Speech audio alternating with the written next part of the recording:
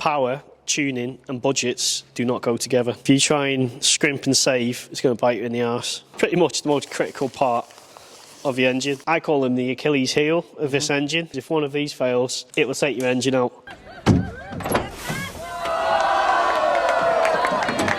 Yo, what's happening everybody? Welcome back to my YouTube channel. It's your boy Ranj, and as you can see, I'm back with the S3 and I'm back at what it almost feels like my second home, ARES tuning. I've got a really special video for you guys today. So Nathan's going to basically show us all the engine components. He's got everything laid out together for me. The rocker cover, the new turbo, the new head gasket, the new bolts, the new pistons, the new rods, literally everything. And Aquamist also sent me out my package. So essentially my Aquamist water methanol injection kit, which Nathan will hopefully briefly talk us through. And I'm so glad I went with Aquamist because not only did they produce the best quality methanol injection kits on the market right now, they actually sent me out in exclusive product, something that's coming to the market real soon to everyone else, but I'm one of the first people to get it, and hopefully one of the first, my car will be one of the first cars to feature this product. It's a water level sensor. If you're new here, please do stick around. My name is Ranj and I've been creating videos on my S3 and just cars in general, but recently I've been documenting my S3 coming back to life because I had a catastrophic engine failure in May, and we are now weeks away of the car basically being back on the road, tuned, and we're hoping to achieve around 650 brake horsepower with the water methanol injection. I'm really looking forward to it. If you're somebody who's stuck around from the very beginning and has been supporting me from the very beginning, I just want to say a massive thank you. Please do continue supporting me. And without further ado, let's get into this video. I'll let you lead this video, Nathan. Welcome back. The idea of today's video is we've got all the bits for your engine. So today we are going to assemble the whole engine. So we've got your block here. This is freshly oversized, the bores, freshly bored, freshly honed, freshly decked. We have done a few things off camera, few trade secrets in terms of tolerances, bearing clearances, piston to wall tolerances. We have got the crankshaft in. This is essentially ready to start putting together. So we've laid everything out. We've gone for a red rocker cover. I find red really pops in the engine bay. Yeah, with your car being black, it's going to be a really nice contrast. We've got your lower cradle here. Again, we'll see today, we've got your oil filter housing here, bracket, sorry, which we will clean today and show you what we do in terms of that. But this has all been stripped, cleaned, washed. We put a nice little sheen of paint on it just so it looks nice. That looks awesome. You see the block? These blocks, even though yours was fairly new car, blocks just get really rusty. So we put VHT paint on them, awesome. Getting black, looks really nice. And yeah, that's it. Obviously we've got our sump. Awesome. So this, I mean, that car that's just left is running this sump. So I've been running 500 miles on that. Now what we tend to do with these is we will fit these last. So we're going to put a stock sump on yours while we run it in. Reason being, when we hit 500 miles, it's a good opportunity to inspect the bottom end, inspect the sump inside as well. Make sure there's no brass, from bearing material. If we were to find bearing brass in there, we'd know something's not quite right. It's not quite right. It's something that we used to do with the eye beds. We used to always put them on last purely because with the eye beds we used to put sealant on them, and it's a pain in the arse clean it off. This sump, obviously we designed it. You can see we've got raised edges here. So this is 100% accurate with the holes on this lower cradle. Interesting, cool. So there's no movement on it. So we've put this gasket on it and you can see the gasket sits perfect. For the average amateur car enthusiast, you can't really mess it up when you fit it. It'll only go on one way. Well, this is the baffle on the top. What this is, the oil pump sits here, and if we're turning, right really hard around a corner or a roundabout, all your oil is going to want to slop this way, away from the pump. So obviously we've got these flaps, so what's going to happen is the oil is going to hit here basically, it's not going to, pool to one corner. And obviously if we turn left, then we've got oil flowing through the flaps. That makes sense. Again, always on the pickup. Got your cylinder head. Again, we have speed things up, lap the valves, cut the seats. We put your springs in, so we've got Supertech springs here. The stiffened ones, right? Yes. Awesome. So if we just look here. Wow. This is honestly like Christmas come early. This is my favourite part, this sticking everything together. And obviously this is our ported head. So if we have a look, we've got a nice clean finish I can see here. That clearly. And if we look at where our dividers usually go, we can see we've chased down that step as well, just for airflow. So as I discussed in the last video, we've opened up the throats, particularly on the intake. This allows like 30% more flow. And then if we look on the rear, we can see we've opened up here as well. And again, that is the same finish in there. This is something we put on all our engines. This is just another part we had machined. Actually, these are plastic if you know, you know. These always fail. The plastic gets brittle. I remember you showing me that last time on the other engine that was built, and it ends up dripping on your turbo, which is what you don't want. So we've got a nice billet coolant valve as well. Wow, that is absolutely awesome. These are our Rossner low comp pistons. Yep. So this is essentially and we kind of went through these last time, didn't we? As well, but this is my engine, basically what my car runs. Okay, cool. Which is tried and tested. So yeah, we got all your other parts. This is just things we knew. So, gasket. So yeah, this head gasket. Yep. So when I say to people, essentially it's a 0 mile engine, it's pretty much a 0 mile engine. Yeah. All the gaskets are renewed. We've got new piston rings, new cylinder walls, new honing. Yeah. Obviously everything's freshly decked. So this is why we run 500 miles on it. It's like buying a car from Audi brand new. Yeah.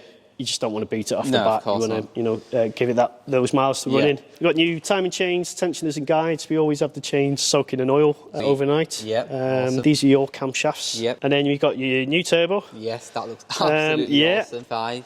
Another thing we'll do, we're just going to calibrate this. So this is the actuator. It's different on the V5s to a normal IS38. This rod's a lot shorter. Right, okay. So the IS38 will come to about here. So one of the things we need to do is calibrate the voltage for the wastegate on that, which we'll do. Cool. And then we've got the usual bits. We've got an I-bed rear main seal, obviously a reinforced one. We were talking about that last time too, yeah. Absolutely. Brand new direct injectors. Competition race plugs. So we use the 74388s, which is the slash diode, superb for the road. Yep. And that is about it. Obviously, we've got Yakimist. I'm assuming that's the pump. That's the pump, yeah. And then these are basically just like all the kind of like hardwire bits in terms of like controller, gauge, I saw the little gauge, all your lines, all your wiring. And just out of curiosity, so Aquamis has obviously sent me this. Yeah. What actually is it in terms of So this is water level sensor. Yeah, so this is the first for us actually to see. Basically, with the Aquamist on the gauge, there's a light, and it either tells you you've got fluid or you haven't got fluid. Yeah. So there's no, sort of visual stimulant to tell you I've got half a tank, I've got a quarter of a tank. So this is what that's going to do. So this is obviously going to go in your tank. Yeah. On the gauge, it's going to be like a fuel level, basically. So you're going to be able to glance at your gauge and go, I've got 3/4 of a tank, I'm good to blast it. Or I've got a quarter of a tank, I need to top the tank up. So that is really impressed that they've brought that out actually. Wow, cool. That just completes this is the best methanol injection kit on the market by far. And don't listen to anyone else that says otherwise. Hey? They were a pleasure to deal with as well. They are, they're great. Really cool. Don't know if you've spoke to Richard as well, who's I spoke to Richard on WhatsApp, but the guy I've been dealing with is Jack, and I think that's from the sales perspective, but both of them have just been really cool. Yeah, they are brilliant. Really the thing with Richard is if you have any issues, you just message him and he'll get back to your customer services on point. But totally agree. Really impressed with that. Cool, awesome. Right, so we'll get stuck in. Do you have to apply oil to like certain things, like when you put them together? Yeah, everything that's a moving part will be oiled and lubricated. It's quite a lot that kind of goes into the actual piston and rod, isn't it? It's not just like literally two pieces. No, of course, it's funny, my whole car's black and red, but basically the little gauge, it gives you an option, doesn't it, for like red or blue. And for some reason I thought, I'm just going to be different, I'll get blue. Now I saw the rocker cover, I should have probably really got red. Just so that gets lubricated so we can put it in the cylinder. All this does is squash the rings down. I thought that, Oh, I could get it in that cylinder. Yeah. Wow.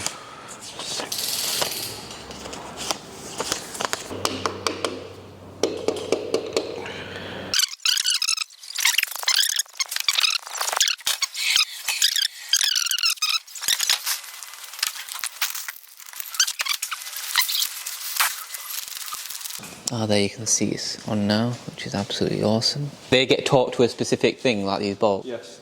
We'll lubricate these bolts with the ERP grease. Yeah. So I'll nip them up and I'll flip over, do number 4. So after the pistons and the rods are kind of all into the engine, what steps next after that? Well, I'll probably put the carrier on, your oil pump. That bit? Yeah. And your bottom end. Yeah.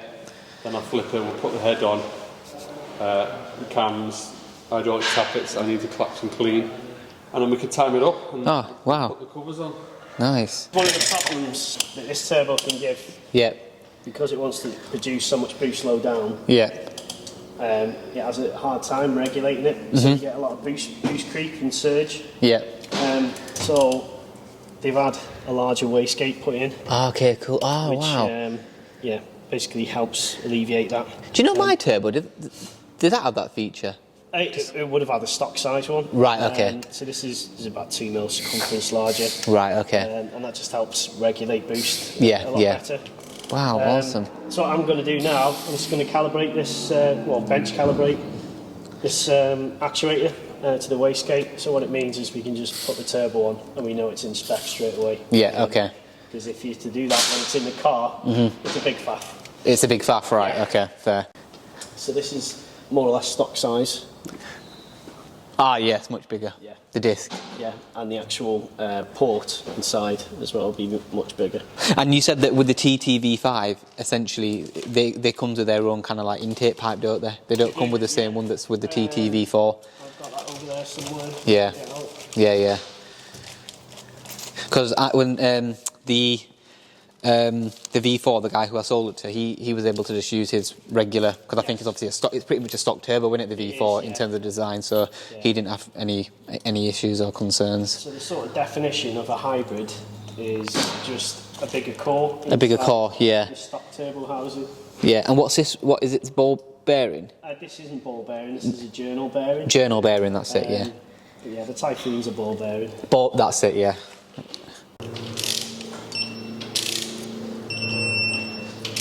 Is there a reason why you do the end ones first and then leave the... No, it's just because these are lower. Yep. Oh, okay. I'll spin the crank now and I can get to the other two then. Ah, right, okay, that makes sense. If I do one at a time, I've got to spin the crank, spin it. Yeah, that makes sense. I'll bring these two up and then I can do the other. Yeah.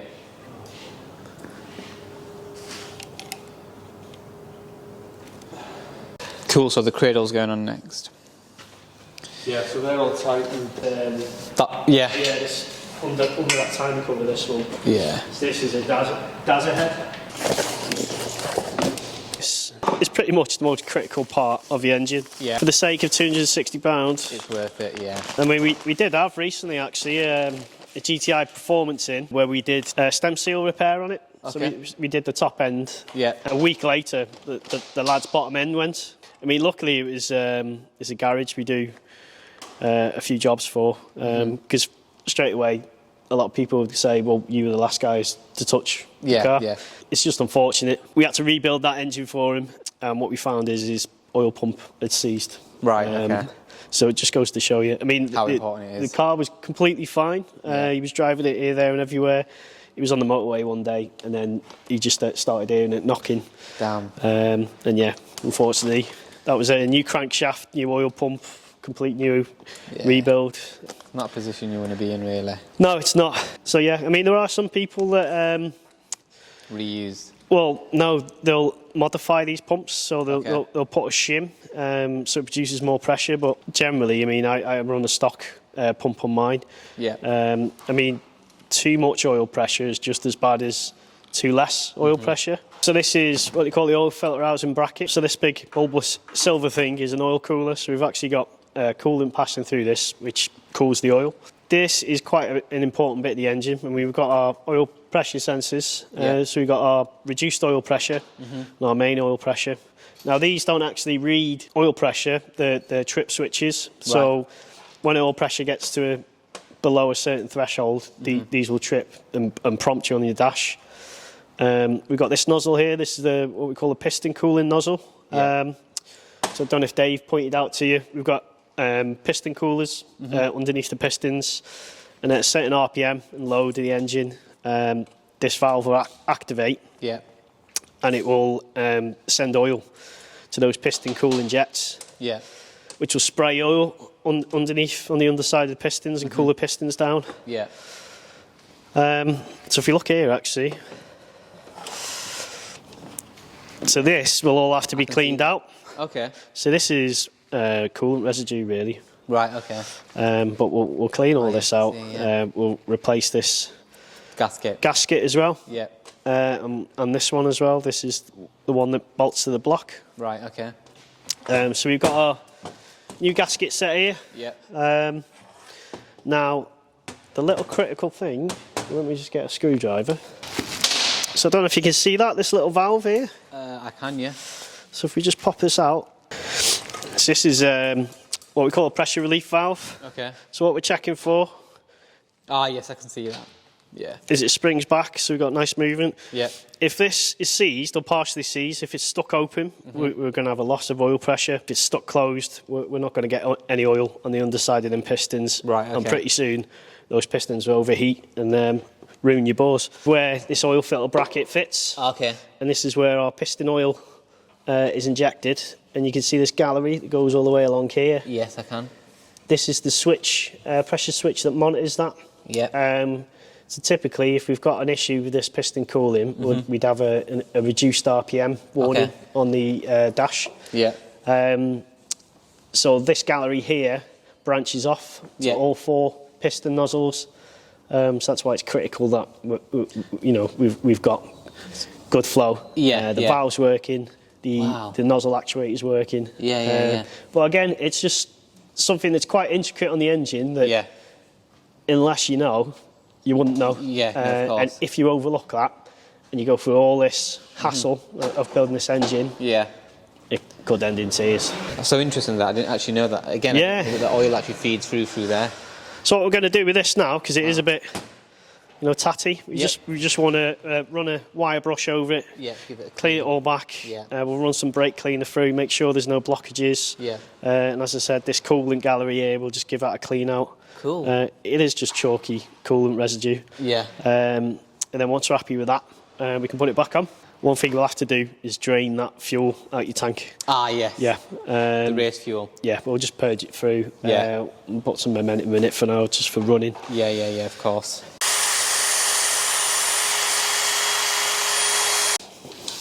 It's funny because I can only just remember like being here the first time and I was dropping that sump and then everything. Yeah. It's weird. How's this series doing? Good. Really good, yeah. It's got my most amount of views. Not a lot of people see this sort of thing, No, and in a way I think that's probably why it's interesting, because it's just like people like what they don't know, in a way. Yeah, well, the thing is, if you're a car enthusiast, you enjoy this sort of thing. Yeah.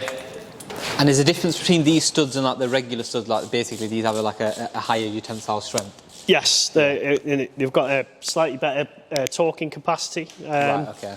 I mean, what you'll find with the stock head bolts, particularly a certain boost pressure, it will start lifting. Right, okay. I mean, that's the issue this guy had. Right, okay. Because when he got his mate to build the engine, he just used stock head bolts, which is why we had coolant going into 2 and 3. So essentially, the head was lifting here, and the coolant was just going into the cylinders. Wow. So yeah, I mean, these are a must. Past 550 horsepower. They're needed, 100%. Yeah. So this should be the last time you see these pistons. So another thing a lot of people, or builders, don't do is deck the block. Deck the block. So when we say deck the block, what we mean is, see how it's got a shiny surface? Yep. So basically in the machining process, we've ensured that this is all flat and all one level. I mean, we've had a few engines in, haven't we, that have been forged elsewhere and they haven't even skimmed the bottom of the head. Wow. And it's, whenever you're assembling, you need to reset the surfaces. Otherwise you don't know, what heat or warping has been on them particular parts. Oh, those springs look wicked, man. They really do. Yeah. Clean down, strip down. Yeah. And we're happy with the valve. Yeah. Both gaskets have been replaced. Yeah. And as I said, it's quite often overlooked.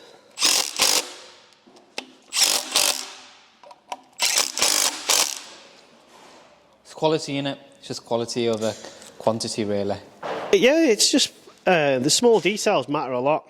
And I suppose we've kind of said that before, but like, things that take time tend to be quality kind of things. You get what I mean? We could do twice the volume of engines we're doing if we just chucked them together and threw them out on a production line. Yeah, we could. But we've never had an engine back, touch wood, due to a fault of ours. We had one almost 2 years ago now with a bearing issue, which was a defect bearing. Yeah, okay. Which is one of those things that you can't control, really. And that was more or less straight away. It was actually on the dyno. But we had that car back to the customer in 2 weeks, and he's still got the car, and he's been Nürburgring and everywhere. But yeah, it's important to take your time and make sure everything's right. As stupid as it sounds, yes, I'm a business, but I'm not in it because I'm under some obligation to kind of like do and to make loads and loads and loads of money. We actually enjoy doing it. It's that saying, isn't it? If you work for yourself, and you're happy with what you do, you never work a day in your life. I was going to ask you, you're going to be running it in for 100 miles, and then I get the car back. How many miles would you say before you can drive it as fast as you would now? So obviously at 500 miles, it's going to get its head kicked in on the dyno. So what I say to people is, after it's tuned, you can drive it fast. Yeah. What I do say is, don't drive it like you've got a splinter in your eye, you're starting the engine fucking ragging everywhere. Just give it another 500 miles before you're taking it, either on track or quarter mile or stuff like that. You can just drive it around normally and have the occasional boot and stuff like that. But it's difficult to. I know what you mean. I know what you mean. You just have to use your common sense. Basically. Yeah. So just absolutely go mental and batter the shit out of it. There's lads out there from Birmingham where we've rebuilt stock engines for him, and they're just absolutely caning it straight away. I mean, nothing's happened, but what you got to think of is everything's still new, so there's still a bedding in period on it, and the longer you give an engine, the better it's going to be. A question I had for you was, obviously now I'm going to be running Millers, hopefully. My oil temperatures are going to they're not going to shoot up quickly anymore. No. When I turn my car on, obviously I'll drive it and whatnot. What temperatures do I need to be out? Is it like 60, 70 kind of thing? About 70 degrees 70 you want to be at to put your foot down, okay. Right. I mean, with this sump, it will take longer than usual. To heat up. I mean, that guy that collected the car messaged me and said, I got a missed call off him. And I called him back and he said, I thought my oil temperature sensor was broken because it didn't register. But he said as soon as, I got off the phone, it'd come on. And I was like, because you've got more oil capacity and you've got airflow underneath, not only is it cool, it's going to take longer. When we give a customer a car back, sometimes they'll notice things that have always been there, but they hadn't noticed. I mean, obviously, when we've got someone's car on the ramp, we'll look at the rear diff and, the suspension and stuff like that, and we'll say, whilst it was there, we noticed you got a cracked spring, and some people go, oh, it's always been fine. It's but we haven't cracked the spring, have we? I'm just saying, it's there. When you get hypersensitive, don't you? Because it's new, and you're like, there's that big unknown that.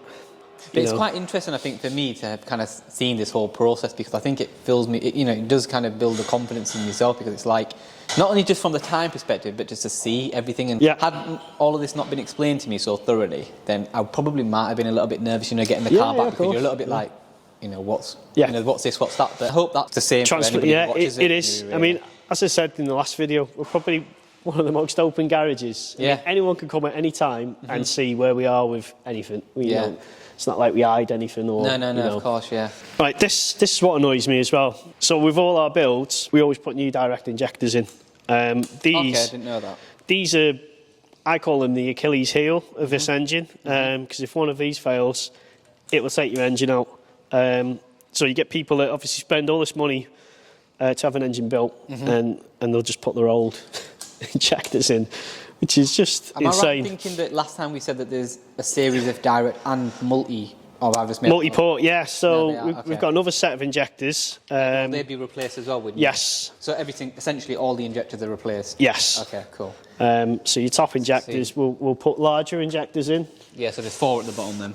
Yeah. Cool. So these are the main ones. So these are what start your car. I remember you saying last time, and depending on who's mapped it and what fueling strategy they've used, this is what is generally used for power. However, with Unicorn and ourselves, we rely more on the top ones. You just supplement. But these have got a Teflon seal, which is why I have to, because these seal into the cylinder. Right, okay. So if you took these injectors out and put your old ones in, that seal's compromised, so you're going to get loss of compression basically through the seal. Right. Okay. So this is why we have to just tap them in. Yep. To get that seal. I mean, they're solid now; they're not going to come out. But yeah, if you're going to rebuild your engine, whether it's stock, forged, get a new set of injectors. For me, it just kind of seems like common sense to just like whilst you just kind of do it, just kind of do it all. Do you know what I mean? Because it's going to cost you X amount anyway. So like anything on top is just like I mean, that's it. If you've got like loads of new parts and you're mixing it with old parts, then old parts, you know, have got less longevity, less of a lifetime than your new parts. So surely you want everything on an equal playing field. See, for me, my thought process was like, you know, the engine's obviously failed. What I don't want to do is kind of like do the bare minimum, spending an X amount of money, and kind of like, you know, try like skim it again just to kind of save a few. Obviously, I know it's not a few quid, but like save a bit of money. It's just long, really. So they always say to people, power, tuning and budgets do not go together. If you try and scrimp and save, it's going to bite you in the arse. So don't get me wrong, like there's certain things like I don't mind kind of like getting like second hand, like you know, like a back box or something. Do you know, like that kind of thing? Because there's only so much you can. There's only so many things you can do to damage a back box, really. Yeah, that's it. I mean, we get people that buy but like second-hand fuel pumps and stuff, and it's and then it's going a bit. Like, I just wouldn't do that. It's a big risk because it's so critical to, you know, your engine working or not. For me, it doesn't actually feel that long. Like I know that the car's been like, but it actually genuinely does not. It soon goes, doesn't it? It feels like I was here like 2 weeks ago. Seriously. A critical part what Dave's doing now. This is where a lot of people go wrong. So on this particular engine, I mean, most engines like Honda engine, we could put both cams in, and then we could put the rocker cover down. Yeah. But if you look at these rollers, for instance, see how this roller is thicker than this one? Yes. So the reason is we've got variable valve lift on this camshaft. Yep. So we've got, if you look here, these are what we call camshaft adjusters, actuators. So there's a little rod in here that will push onto the lobes of the cam, the side of the lobes, and it will basically alter whether we're on high lift or low lift. Right. Now, that has to be set in the cylinder head. If you were to just put the cam here, put the rocker cover on there, you're going to damage the cam and essentially the cylinder head. Right. And we've had that a lot. We've had engines in where these lifters, these rocker arms, have either been bent or sheared. Yeah. And that's probably because someone has just put the camshaft in and then put the rocker cover on. So what you're going to see once Dave's finished this is he'll put the cam in and then we'll set the cam in the cylinder head so we know it's set, and then we can put it together with the rocker cover on the cylinder head. Right, okay, cool. Sealant on it and that is ready to go. Wow. Take some bolts out. Cool, so that's a rocker cover on. Oil feed. Right, okay. So the stock oil feed has a little tab here because it actually bolts onto the turbo, but because the V5 sits further back, this is like a custom one. I think the new ones anyway are coming without that. Oh, right, okay. That is my new intake pipe, which is sick. Wow, that's a turbo one, isn't it? Wow. Some new nuts on there as well. Yeah, I was going to say, they look brand new. So that's the engine fully built back up, which is absolutely awesome. I think the rocker cover in red stands out amazingly, and the turbo, I love the way the turbo looks, and I'm just super made up with everything. Everything's been painted, as you can see, but yeah, that looks absolutely just stunning. So yeah, I hope you have enjoyed this video, and again, massive thank you to Nathan and massive thank you to Dave. But yeah, that's absolutely awesome. And Nathan, so I'm assuming next time I'm here, the engine will be in the car. Yes. So we're going to make the gearbox tomorrow. Yep. I'm going to wire the front of the aquamist in. Yep. And we can put the engine in, bolt it all up, get your bumper back on and that, and then we'll put you a call. And you can come down and watch first start. Sounds good. And yeah, go from there. And yeah, cool, awesome. So, home time. Hope you've enjoyed this video. It feels like only last week I was here and the car was just I just had the catastrophic engine failure, and now the engine's all been built back up. It's weird, when he put the plastic under tray on the temporary one, I can only just, it's such a fresh memory of him taking it down and obviously all the metal dropping out, but it's so cool. You know, massive thank you to ARES Tuning for allowing me to come down and seeing their work. Cannot get more transparent than that. If you do need an engine rebuild, or if you just basically need some advice or help when it comes to these EA888 Gen 3 engines, and these are the guys to kind of come to.